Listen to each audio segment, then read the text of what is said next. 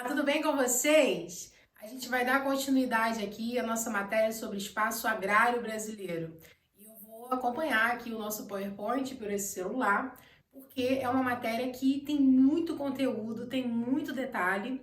E no final do vídeo eu quero que vocês copiem a matéria, né, que eu vou colocar ali nos quadros que eu vou dividindo. Como o quadro é pequeno, não vai caber aí todas as coisas que eu vou conversar com vocês todas as coisas que eu quero que vocês anotem depois que a gente concluir essa matéria, tudo bem? Então vamos acompanhar aqui esse primeiro quadro?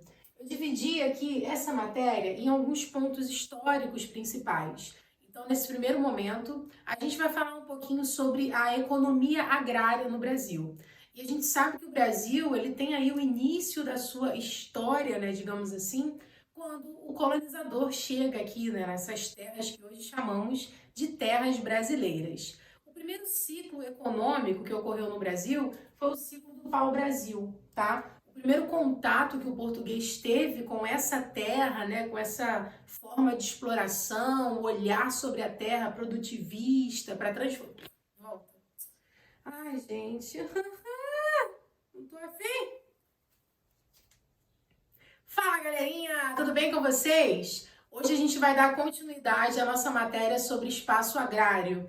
Como é uma matéria que requer muitos detalhes, que tem muitos pontos que a gente precisa trabalhar, e a gente vai zerar esse tema hoje. Eu vou acompanhar aqui o nosso PowerPoint por esse telefone e eu quero que depois que vocês assistirem esse vídeo, vocês olhem o PowerPoint que eu mandei para vocês e copiem a matéria do quadro, que vai estar no final desse vídeo. Como o quadro é pequeno, eu vou colocar aí várias coisas que eu quero que vocês anotem em diferentes partes, tá bom? É importante isso, a gente acompanhar essa parte escrita, ler o PowerPoint, fazer os exercícios após assistir essa aula, beleza? Então, nesse primeiro momento, eu dividi aqui para vocês alguns ciclos econômicos, só para a gente conversar um pouquinho sobre essa questão histórica, sobre a temporalidade aí da economia agrária no Brasil. Bom, o primeiro ciclo é o ciclo de pau-brasil, que começa no século XVI e termina no século XVI. Esse primeiro momento aí que o colonizador teve contato com essas terras aqui, que hoje chamamos de Brasil, ele vai utilizar a mão de obra indígena, né? Os africanos eles vão vir depois desse ciclo, vai vir aqui no ciclo do açúcar, tá bom? Então, a mão de obra escrava é a mão de obra indígena e foi um ciclo muito curtinho, tá bom? E não teve também a ocupação territorial, então foi assim, um olhar bem exploratório mesmo, tá? Eles vinham aqui, faziam essa exploração de pau-brasil, escravizando os indígenas e levavam essa matéria-prima para a metrópole. O segundo ciclo econômico, que é o ciclo do açúcar, ele já é bem diferenciado, tá? Vocês vão perceber isso depois. E aqui a temporalidade dele é o século XVII ao século XVIII. O terceiro ciclo é, que eu coloquei aqui para vocês, escravos, porque o tráfico de escravos ele também era uma economia no Brasil. Muita gente não comenta isso, mas o tráfico de escravos ele também gerava muito lucro para os traficantes, né, para os portugueses que estavam aí envolvidos com esse olhar econômico sobre as pessoas. Eu sei que é estranho a gente falar assim, mas era algo que gerava lucro para os portugueses e para quem estava envolvido nesse tipo de comercialização. E essa forma de economia, ela vai ocorrer no Brasil do século XVI ao século XIX, tá bom? E a mão de obra escrava, ela vai trabalhar em vários ciclos econômicos, na cana-de-açúcar, no café, vocês vão perceber isso ao longo da nossa aula.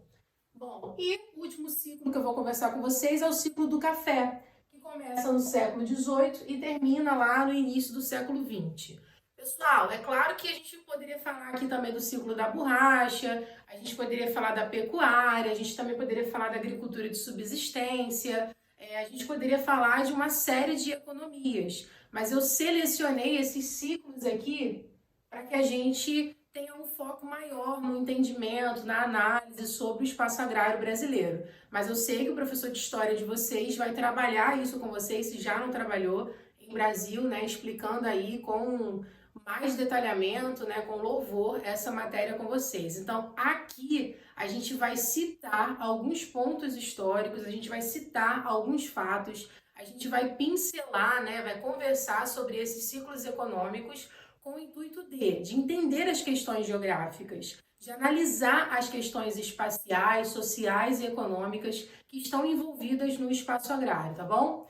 Nesse segundo momento aqui, a gente vai falar sobre estrutura fundiária. Então, esse primeiro quadro é um quadro introdutório. É tudo que a gente vai conversar aqui na nossa aula, tá bom? Então, sobre a estrutura fundiária, que é o que? A divisão de terras, ocupação. Esse termo, estrutura fundiária, ele está falando exatamente sobre isso, sobre como o espaço agrário ele foi ocupado, ele foi explorado, e as grandes transformações que ocorreram nesse sentido. Então, a primeira ocupação que a gente pode citar é óbvio que é a ocupação de capitanias hereditárias, mas como eram terras muito grandes, essas terras elas eram loteadas em pequenas seis-marias. Então, a gente vai colocar aqui ó, as seis-marias do século XVI ao século XVII.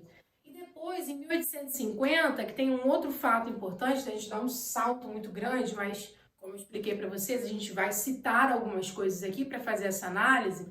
A Lei de Terras em 1850, ela determina que o acesso à terra no Brasil seria apenas por compra e venda. Isso elitiza muito mais, né? Seleciona quem pode ter acesso a essa terra. Além disso, desse período aqui de Seis Marias até ocorrer a Lei de Terras, tem algo que acontece aí nesse meio, né? Nessas entrelinhas, que é o quê? A posse. Era muito comum no Brasil as pessoas se apossarem das terras. Então, quando tem a Lei de Terras, o que fica determinado? Ó, quem tem terra no Brasil tem que ir no cartório registrar essa terra. Aí a pessoa ia lá no cartório e falava, minha terra começa ali naquela árvorezinha, termina ali naquela outra árvore. E às vezes a terra não era isso tudo. O cara registrava essa terra imensa para que aquela parte não fosse vendida e ele pudesse depois ocupar aquela terra. E aí todo mundo tinha que ir lá, né, e registrar essa terra no cartório, ok. As terras que não tinham donos, que são chamadas de terras devolutas, elas eram vendidas e leiloadas, né, vendidas ou leiloadas. E isso ia fazendo o que com a terra? Ia supervalorizando a terra. Ia trazendo aí um maior valor agregado às terras brasileiras. E era exatamente isso que os portugueses queriam naquele momento. Além disso, simultaneamente a essa questão, a Europa, né, alguns países europeus estavam em crise. Exemplo, a Itália estava com uma crise aí de superpopulação. Muita gente, falta o quê? Falta recursos, falta emprego, né, uma série de problemas ocorrendo na Itália. O que os portugueses faziam? Eles vendiam essas terras devolutas e traziam imigrantes para o Brasil. Por quê? No mesmo ano, a Lei Eusébio de Queiroz ela proibia o tráfico de escravos. Então, isso teve aí uma dificuldade muito grande de se manter, gerou uma dificuldade muito grande de se manter a economia do tráfico de escravos. Então, o escravo ele começou a ficar muito mais caro, já era caro, começou a ficar muito mais caro. E os senhores de engenho, porque aqui a gente está falando do período do quê? Ó, da cana-de-açúcar. E também, ó, iniciozinho ali do ciclo do café. Então, o que os senhores de engenho estavam preocupados? Pô, essa mão de obra está muito cara. Não vai ser lucrativo para mim manter esse tipo de estrutura. Então, eu vou precisar o quê? Vou precisar de uma mão de obra imigrante. Então, quem vinha para o Brasil eram italianos pobres, eram holandeses pobres, pessoas que vinham para trabalhar nesses ciclos econômicos, tá? Então, a gente vai estar aqui num período agora, nesse momento aqui, em que o açúcar ele já está diminuindo no Brasil, ele está entrando em declínio e o ciclo do café ele está ali, ó, sendo amplamente produzido, tá bom? Vocês vão perceber isso nos próximos momentos da aula. E no finalzinho a gente vai falar sobre conflitos agrários, também vamos conversar aí sobre agricultura familiar, vamos falar das atualidades do campo brasileiro, soja, fruticultura e tudo mais. Então, pessoal, vamos seguir aqui, né? Vocês receberam aí o PowerPoint, eu vou acompanhar esse PowerPoint na nossa explicação, porque depois vocês vão olhar para o PowerPoint e vão lembrar de tudo que eu conversei com vocês, né? Vamos focar aqui agora no ciclo da cana-de-açúcar, né? Bom, o ciclo da cana-de-açúcar, como eu falei para vocês, ele ocorre do século XVI ao século XVII. Ele foi desenvolvido na zona da mata do Nordeste brasileiro, tá? E era uma produção elaborada por senhores de engenhos, eles que dominavam aí a produção. A mão de obra, como eu falei, era uma mão de obra escrava. Uma coisa que vocês precisam entender também é que nem todo mundo que tinha plantação de cana-de-açúcar tinha um engenho para moer essa cana-de-açúcar e transformar ela no açúcar. Então isso gerava ali uma hierarquia entre os senhores, tá? Então, assim, quem tinha o engenho e tinha, obviamente, a plantação ali de açúcar era quem lucrava mais. E quem só tinha ali a plantação de açúcar e não tinha o engenho, tinha uma dependência a esses senhores de engenho. Então percebam o seguinte: existiam hierarquias sociais e econômicas entre esses papéis sociais, né? Senhores de engenho, aquela família ali muito rica, os escravos, né? Os pequenos comerciantes, mas tinha também ali uma hierarquia, uma diferença, uma certa, não digo nem desigualdade, mas quem tinha o engenho lucrava ainda mais. Tá? E quem não tinha o engenho tinha uma certa dependência com esses senhores de engenho. Bom, mas o açúcar brasileiro, ele passa por alguns problemas e a gente pode citar o fato da Holanda ter tomado, né, Pernambuco ali do Brasil, no caso de Portugal, né, porque o Brasil ainda não era Brasil nesse momento, né, era ali uma colônia de Portugal. Então a Holanda, ela toma essa parte ali do Nordeste brasileiro, principalmente Pernambuco, que era onde o açúcar era amplamente produzido, e isso prejudica muito o açúcar brasileiro. Outro fato importante também é que os holandeses, eles começaram a plantar beterrabas nas Antilhas. E a beterraba, ela também produz o açúcar, né? Ela também é um derivado de um açúcar. Só que depois descobriram que o açúcar da beterraba não era muito bom, não era muito lucrativo, mas até isso acontecer, como o açúcar da beterraba ele era mais assim econômico para produzir, ele passou a ser mais produtivo. Então, até descobrirem que não era tão lucrativo assim, o açúcar brasileiro ele ia entrando em declínio. É importante vocês entenderem que isso tudo que eu estou conversando, essa lógica econômica aí, é uma lógica econômica internacional. Então, existiam acordos, existiam pactos coloniais, existiam ali, digamos que uma certa sociedade entre os países, né? Existia uma preferência de mercadoria, se era um país que tinha amizade com outro país, ele ia querer comprar na colônia desse outro país. Então, várias questões envolviam a economia dessas colônias. E o ciclo econômico das colônias era definido com base na preferência do setor internacional. Então, o que estava em alta, o que estava em baixa, era definido pelo setor internacional. Então, se era o momento do açúcar para o setor internacional, era o momento que a colônia aí, produziu açúcar. Se era o momento do café, era o momento que a colônia ia produzir o café. Então, quem definia o que a colônia iria produzir era o setor internacional. É importante que vocês entendam isso, essas influências externas dentro da colônia. Agora a gente vai falar um pouquinho sobre a marcha do café. E a gente vai dividir essa conversa em 3 pontos principais. O primeiro ponto eu vou falar de 1790 a 1850, tá? Onde o café ele vai ter aí o seu mapa, a sua trajetória definida, né? Eu vou conversar com vocês sobre isso, sempre mais focado ali, entre Rio de Janeiro e São Paulo, mas a gente vai falar um pouquinho dessa trajetória, porque o café ele começa a ser produzido ali no Vale do Paraíba, em 1790, e depois ele vai ali para o Planalto Ocidental paulista e depois para na região onde ele é mais produzido, né, que é o Oeste Paulista. Então a gente vai falar desses 3 lugares, dessas 3 formas de produção, porque coisas diferenciadas foram acontecendo nesses 3 momentos, tá bom? Então a gente vai começar aqui a falar do Vale do Paraíba. E quais são as especificidades desse lugar e desse fato?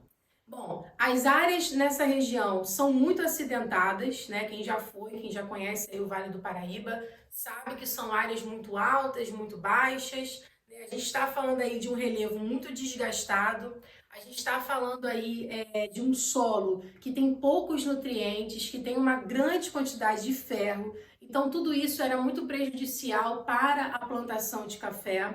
E aonde que eles iriam produzir esse café? Nas áreas mais baixas. E olha só o nome, Vale do Paraíba. Então, se eu tenho vale, eu tenho áreas íngremes, né? Para eu ter um vale ali, eu preciso ter áreas íngremes. Então, essas áreas íngremes, elas não tinham como ser aproveitadas. Então, eles ficavam sempre plantando ali num espaço menor, não tinha preocupação com o meio ambiente. Essa região era toda coberta pela Mata Atlântica, foi muito desmatada, passou aí por vários impactos ambientais. A mão de obra era escrava. E outra questão também que a gente pode citar é um processo, um sistema que ocorreu, assim, só para a gente resumir o Vale do Paraíba. Foi tudo rápido. Riqueza, estagnação e abandono. Foi tudo muito rápido. Teve um boom econômico, depois aquilo estagnou e depois aquilo foi abandonado. Foi tudo deixado para trás. Então, tudo que foi produzido, tudo que foi construído por conta da economia do café foi abandonado. E essa região ficou simplesmente abandonada. Isso é muito ruim, né, gente? Porque assim, se uma determinada economia gera uma supervalorização no lugar e do nada aquilo é abandonado, é muito caótico para aquela população local. Porque se você está vendo que a riqueza está acontecendo num lugar, que está crescendo, está desenvolvendo, você vai investindo. E quando aquilo do nada fica estagnado e é abandonado, gera um choque financeiro, um choque econômico naquele lugar muito grande. Não só para a população que é trabalhadora, né? Mas também para o empresário. Isso eu estou falando de uma forma geral, tá? Eu estou trazendo esse exemplo para a gente pensar também a atualidade. Uma coisa assim que me faz refletir muito sobre esse processo acelerado de riqueza, estagnação e abandono, que gera um desequilíbrio financeiro muito grande nos lugares, é o Comperj, que é um exemplo bastante atual.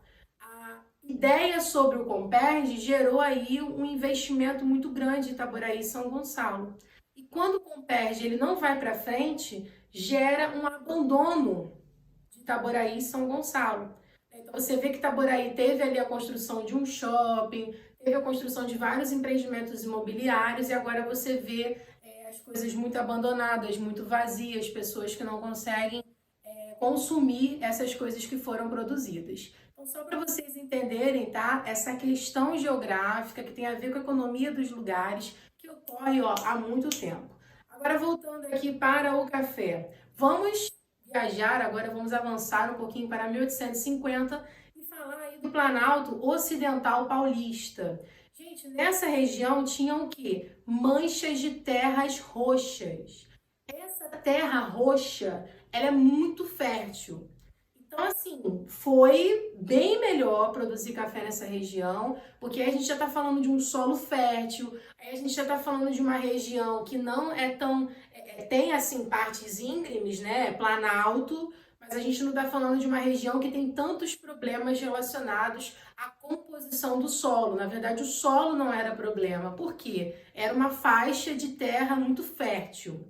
Bom, e por conta disso, por conta dessa fertilidade toda, esse crescimento foi também acelerado, só que ele se manteve por um tempo maior, gerando aí a construção de rodovias, principalmente rodovias que interligavam essas plantações que eram feitas no interior do território à capital de São Paulo, ao Porto de Santos, que até hoje é um dos principais portos do Brasil. Então, tudo isso é o quê, gente? Isso é herança do café, né? Agora a gente vai para o Oeste Paulista, né? Porque do Planalto Ocidental Paulista, Oeste Paulista, assim, é aquele mesmo período, uma região que vai se interligando por conta desse ciclo econômico, por conta do crescimento urbano, crescimento industrial que vai tendo ao entorno dessa plantação de café, dessa produção cafeeira. E nesse contexto, voltar aqui, ó, Lei Eusébio de Queiroz, que dificulta o tráfico de escravos no Brasil. E quem chega para trabalhar nessa plantação de café do Oeste Paulista são os imigrantes. Então, lá no Vale do Paraíba, a mão de obra era escrava e no Oeste Paulista, a mão de obra é o quê? De imigrantes europeus, principalmente italianos. E como esse momento da plantação de café é muito próspero, vai gerando aí muita riqueza, muitos fazendeiros vão enriquecendo, a construção dessas oligarquias brasileiras, tudo isso vai acontecendo nesse período. E vai gerando aí o quê? A construção de cidades populosas, de cidades prósperas. E lembra que a gente está falando de qual estado? De São Paulo. E hoje o que é São Paulo no Brasil? São Paulo é o estado, né, que tem as maiores cidades, é a parte mais urbanizada, mais industrializada desse país. Isso tudo, gente, é resultado de um processo, né? A gente tem que entender que a sociedade, ela é processo, então a gente vai ver resultados hoje que são originados lá em tempos antigos. Então, quando a gente fala em café no Brasil, a gente está puxando aí a origem da urbanização brasileira, a origem da industrialização brasileira. O café é muito importante para a gente entender história do Brasil, tá bom? Para a gente estudar Getúlio Vargas, para a gente entender todo esse contexto que tem muito a ver com a geografia, porque a geografia ela fala demais em urbanização, ela fala demais em industrialização. E quando você vai conversar sobre esses dois temas na geografia, você tem que entender espaço agrário. Por quê? O campo brasileiro é onde a industrialização brasileira começa. A industrialização do Brasil, ela vai começar lá na modernização do campo. Então a gente precisa entender espaço agrário para entender indústria. A gente precisa entender espaço agrário e indústria para entender urbanização. Então, por mais que a gente divida isso nas nossas aulas, você tem que entender essas três coisas, esses três temas na geografia, para conseguir fazer ali uma análise integrada, tá bom? Então, continuando aí, essas cidades populosas, essas cidades prósperas, eu vou citar aqui algumas para vocês devem até conhecer. Ribeirão Preto, Araraquara, Jaú, Araçatuba. Geralmente Ribeirão Preto é mais conhecido e Araçatuba também. São cidades que foram construídas aí nesse momento, que ficaram muito populosas, muito prósperas e até hoje são cidades, né, que se mantêm aí dentro de uma economia urbana, uma economia industrial. E quem lucrava, gente, com essa economia do café não eram só os fazendeiros, eram os banqueiros, os exportadores, os comerciantes. Muita gente lucrou com essa economia. E era uma economia que avançava muito para o interior. Por quê? Simultaneamente à prosperidade dessa economia, as cidades eram formadas. E aonde que essas cidades iam surgindo? Esses pequenos núcleos urbanos, eles iam surgindo próximo ao litoral e a plantação ali no interior. Então, se eu preciso levar essa produção para as cidades, para que ela seja ali escoada nos portos e tudo mais, eu acabo construindo o quê? Rodovias, ferrovias. Então, tudo isso vai atraindo investimento no espaço brasileiro. Vai formando aí a urbanização brasileira, vai trazendo essa tecnologia para o espaço. Então, percebam o quanto o café é importante, né? A capital ela foi expandindo, ela foi criando novos bairros e aí chegam os problemas, né? É aí que a farra começa a acabar, que a coisa começa a não caminhar como deveria caminhar. Bom, a crise de superprodução do café, ela começou no final do século XIX.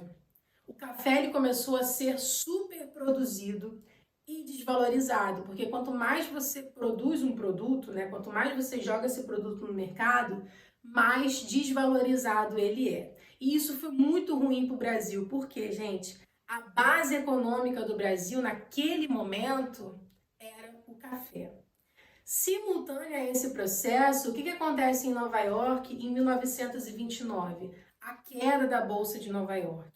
E aí, caramba, o país mais rico do mundo quebrou, o que será de nós, né? Se o mais rico quebrou, o que será de nós que somos aí um país que está começando agora, muito torto, caindo ali pelas pernas, tentando ali iniciar a sua urbanização, a sua industrialização e o mundo entra em crise.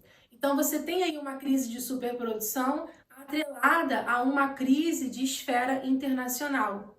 Então, isso joga o café num cenário de crise ainda maior. E quem entra nesse contexto em 1930 é o Getúlio Vargas. O que o Getúlio Vargas começa a fazer? Ele começa a usar o dinheiro do Estado, né, para comprar café, para agradar a burguesia, né? Ele compra café e queima o café para voltar a valorizar esse produto.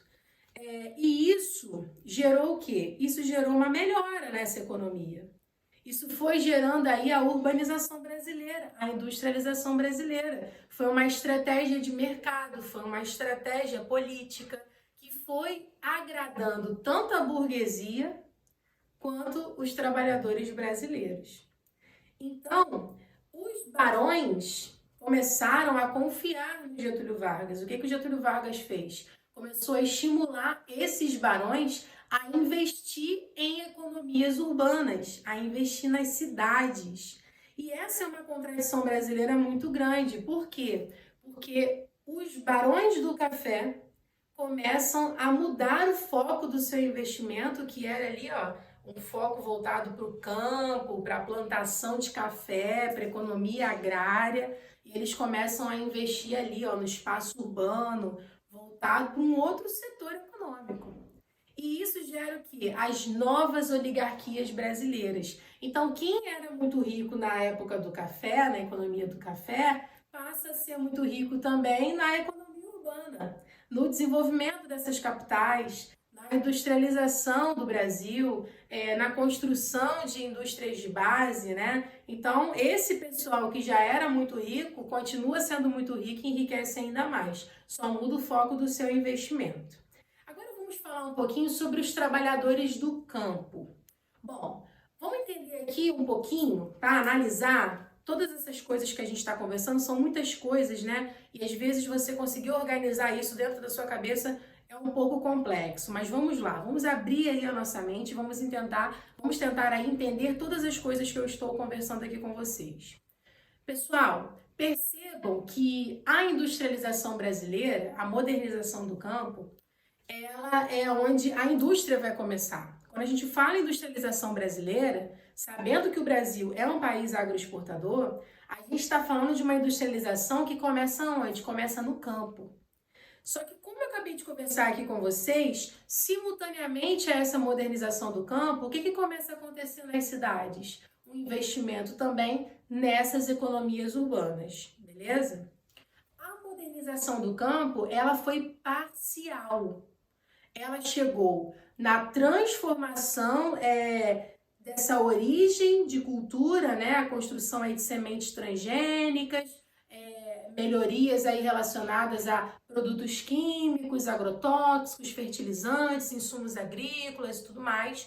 Então, ela vai chegar aí nessa parte aí da plantação, tá? Esse momento aí de você lançar a semente, de você preparar o solo, a industrialização está presente e ela vai se manter presente no momento de você cultivar essa cultura.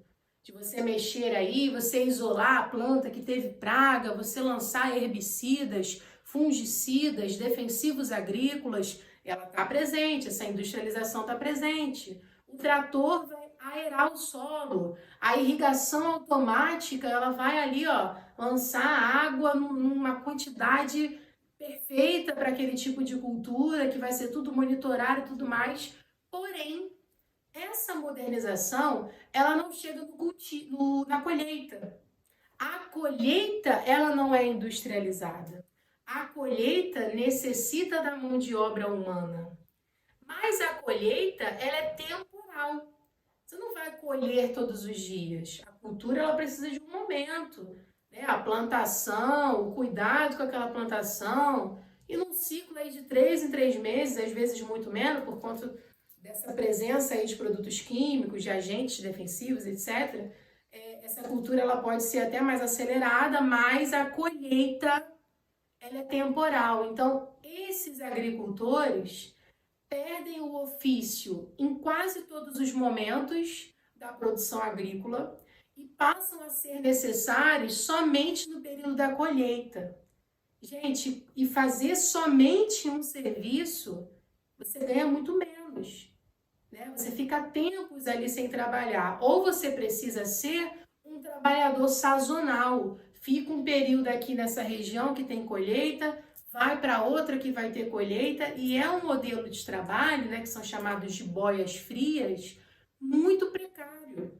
A pessoa não tem contrato de trabalho direito, né? Às vezes é um contrato, quando existe, é um contrato temporário. Se a pessoa sofreu um acidente no trabalho, ela não vai ter acesso aí a uma indenização, ela não vai poder ficar em casa, se cuidar, se resguardar. Então não há segurança nesse tipo de emprego, é um emprego precário.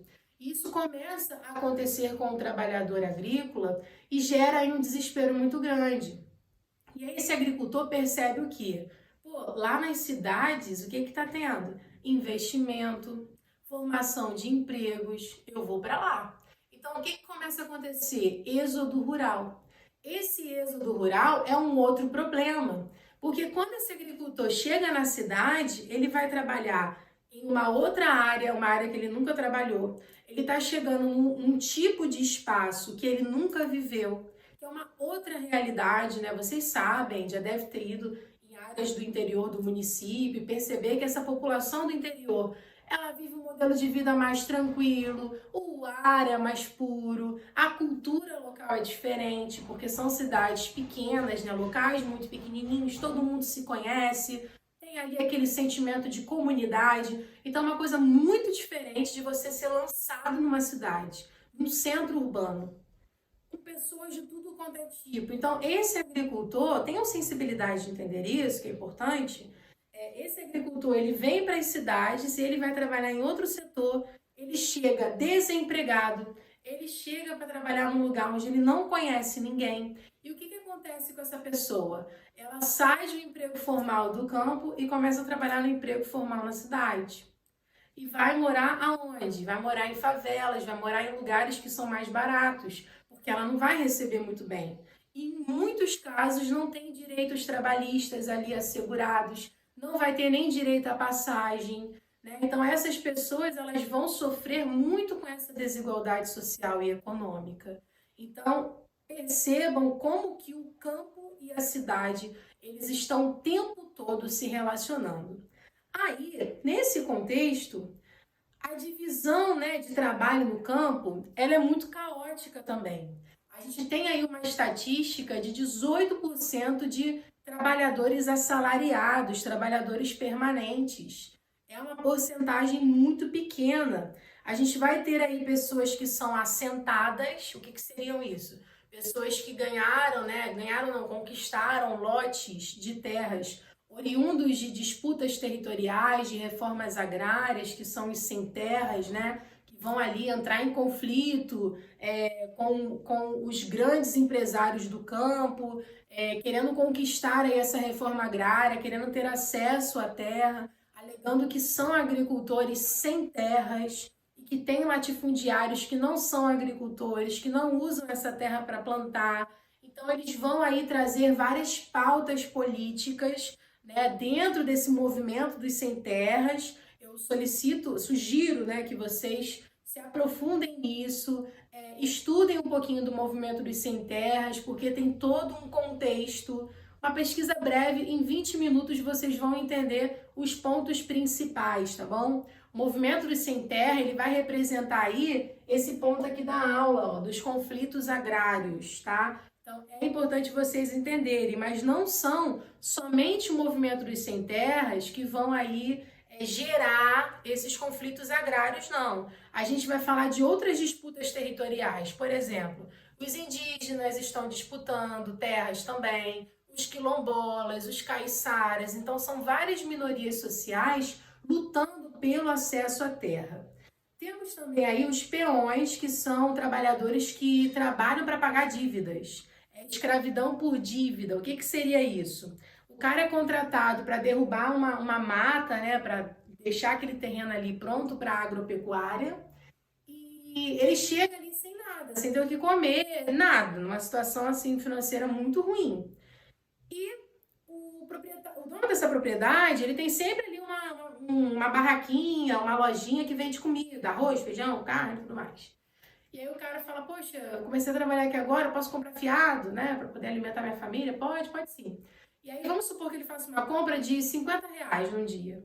E aí, quando ele receber, ele paga essa conta. Mas quando ele vai pagar, o que era R$ 50 vira 100. Porque corre juros e tudo mais. Então, esse cara nunca para de trabalhar nesse lugar porque ele está sempre em dívida com essas pessoas. Isso é o quê? Isso é escravidão. Isso é uma forma de escravidão que ainda existe no campo brasileiro, né? São os peões que vivem essa realidade. E temos também, o que eu citei para vocês, os trabalhadores temporários, né? Que são os boias frias, que vão fazer aí aquilo que chamamos de transumância, que é uma migração sazonal. Tá? O cara vai para uma região, trabalha ali numa colheita, e aí acaba aquele trabalho temporário dele, ele recebe, vai para outra região, então ele está sempre aí em trânsito. Outra questão que a gente precisa comentar é a Revolução Verde, porque é ela que vai ancorar tudo isso, né? É ela que vai estimular essa modernização do campo brasileiro. Mas é óbvio que a Revolução Verde ela não vai surgir no Brasil. Ela é uma revolução mundial. Então, quando que essa Revolução Verde ela vai começar? Ela vai começar em 1966, na Conferência de Washington, quando os intelectuais, né, da área percebem que é preciso produzir muita comida para acabar com a fome, né? Então, misturados aí com esses intelectuais malthusianos, neomalthusianos, que falam dessa questão do alimento que cresce menos do que o índice populacional. Então, esses caras usam uma série de fake news, digamos assim, para dizer que a Revolução Verde é muito boa, que colocar agrotóxico no alimento é o jeito de acabar com a fome, que não sei o quê, e começa a propagar essas ideias. Então, o agrotóxico, os insumos químicos que são utilizados, né, nessa plantação, nesse setor agrícola, ele começa a ser bem visto por algumas pessoas. Mas a verdade é o quê, gente? A verdade é que hoje a gente joga toneladas e mais toneladas de alimentos fora e as pessoas continuam com fome no mundo, inclusive no Brasil. Por quê? O acesso à comida não tem nada a ver com a produção de alimento. O acesso à comida tem a ver com o quê? Com a distribuição de renda, que a gente sabe que é desigual no Brasil e no mundo. Então é por isso que as pessoas passam fome. As pessoas não passam fome porque se produz pouco alimento. As pessoas passam fome porque a desigualdade social e econômica ela é uma realidade e ela sim precisa ser combatida. Então a Revolução Verde que vai estimular essa modernização do campo, né? A chegada de máquinas, a chegada de sementes transgênicas, que chamam o que, gente? Chama a ciência para conversar com a tecnologia, ciência, tecnologia e produção do campo. Essas sementes transgênicas, elas são feitas em laboratórios. Então, você vai ter aí a formação de intelectuais da área para produzir essas sementes transgênicas perfeitas. Agora, falando um pouquinho aqui sobre complexos agropecuários no Brasil, a gente pode citar São Paulo, o sul de Minas Gerais, o sul do Rio de Janeiro, Paraná, Santa Catarina, Rio Grande do Sul, Mato Grosso, Goiás e Mato Grosso do Sul. E a gente fazendo um aparato geral, a gente vai perceber que tem ali Centro-Oeste, Sudeste e Sul. Essa região que a gente chama de quê? De Centro-Sul, dentro da classificação geoeconômica de Brasil. Podemos citar o oeste do Paraná como um grande produtor de frango e carnes bovinas. Isso lembra o que, gente? O chimarrão, né? A carne do gaúcho, o churrasco gaúcho, que é uma coisa muito marcante também para a cultura sulista, né? Falando um pouquinho agora sobre a modernização, a gente lembra logo do quê? Da soja. A soja, gente, é o que marca a economia brasileira hoje. A gente poderia até fazer uma piadinha aqui. O Brasil é uma grande floresta, o Brasil é uma monocultura de soja, né? Porque hoje o que a gente mais produz nesse país é a soja. Até conversei com vocês sobre isso. Agora a gente vai dividir um pouquinho aqui em regiões, falando da soja, tá? Onde que a soja é produzida no Brasil? Sul do Paraná, a gente vai ter aí a soja, mas o milho também, o algodão, cana-de-açúcar e suínos. O Centro-Oeste e a Amazônia vai contar com uma agropecuária moderna, que não vai ter produção de soja, mas o que vai ser assim a produção específica dessa região é principalmente a pecuária. Hoje o Amazonas ele está sofrendo muito com esse desmatamento para a produção de pecuárias, para a criação de gado, tá? Isso é uma questão geográfica. O Nordeste brasileiro, quando eu falar Nordeste e espaço agrário, eu quero que você pense assim, fruticultura. A fruticultura, aqueles suquinhos que a gente gosta, né, de caixinha, vem tudo do Nordeste. Melão, abacaxi, laranja, goiaba, tudo produzido no Nordeste, né? Principalmente aonde, gente? Na faixa úmida. Então, cuidado quando você for estudar Nordeste para não generalizar. Não achar, ai, Nordeste é seco, a seca do Nordeste. Peraí. A seca do Agreste e do Sertão. Porque a faixa, o meio norte, né, e a zona da mata são áreas úmidas. Então, cuidado para você não generalizar o Nordeste brasileiro. Pernambuco e Alagoas vai se destacar com a produção do álcool e do açúcar, tá? E voltando um pouquinho mais aí para a questão da agricultura familiar, a gente vai ver que ela vai ser amplamente produzida no Agreste. E a agricultura familiar, gente, é para ela manter o interior do território, mas ela é comercial. Tá? A gente está falando de uma agricultura familiar que é comercial, mesmo que ela só consiga manter o interior do Brasil, é uma agricultura comercial. Essa fruticultura que eu falei para vocês, ela vai focar em Juazeiro da Bahia e Petrolina, Pernambuco. Tem até uma música, né, que eu acho que é do Gonzaguinha, que fala Juazeiro, Petrolina, Petrolina, Juazeiro. O Gonzaguinha não sabe de onde que ele gosta mais, né? Acho que é Luiz Gonzaga, né? Gonzaguinha não, é o pai. Juazeiro e Pernambuco da Bahia. Depois dá uma escutada nessa música aí que é bacana. A fruticultura, gente, é extremamente lucrativa, esses suquinhos aí que são produzidos. Gente, qual o problema da modernização? Qual o problema disso tudo, né? Que a geografia, ela sempre termina a aula apresentando os problemas. O problema, meu povo, é o uso de fertilizantes, é o uso de agrotóxicos, isso é muito prejudicial à nossa saúde, é prejudicial ao meio ambiente, é prejudicial ao solo. E o Brasil é líder mundial em uso de agrotóxicos. O Brasil tolera muito agrotóxico. Então, hoje, esse é o maior problema. E só para fechar a nossa aula, eu falei da agricultura familiar, né, que ela mantém o interior do nosso país, que ela é comercial e tudo mais, mas ela também vai liderar a produção de biocombustíveis, tá? De álcool, de biodiesel, e isso vem trazendo um destaque econômico para o Brasil muito grande, tá bom? Então ficamos por aqui, nossa aula terminou. Esse é o nosso quadrinho que eu coloquei para a gente introduzir a matéria. Acompanhem no PowerPoint, façam a lista de exercícios e a gente se vê no nosso próximo vídeo. Um beijo, tchau, tchau!